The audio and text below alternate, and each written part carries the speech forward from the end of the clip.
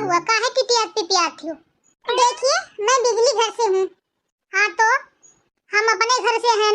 अरे मतलब मैं बिजली विभाग से हूँ। तो का करी नाची? नाचिए नहीं पैसे दे दीजिए। कौने बात है? बिजली यूज करती है ना आप? अरे यूज कहाँ करी था, जैसे छुई थे तैसे करंट मार दिया था। अरे पंखा तो आप चलाती होंगी ना? अरे डुगडुगाल चलत रहा, नीक से चलत नहीं रहा, यही मारे ले गए खेतों में फेंक आए। अरे कुछ तो चलाती होगी, तभी तो बिजली बिल आया है। जब तोहरे सब यूज करेगी वो तब ना। दिन भर बोर्ड पे बैठ कर लप लुप करे रहा थी। अरे वो नहीं करते, मेरे ऊपर वाले करते हैं। कहाँ लाओ देखी तो। अरे वो जो मेरे सीनियर है वो करते हैं। हाँ तो ठीक है, वो नहीं भेजे। ये सब मुझे नहीं पता, चुपचाप मार के बिजली का बिल दे दो। चुप्पे मार के चली जाओ यहाँ से, मैं जवन थप्पड़ मारब जमीन चाटे लगबो।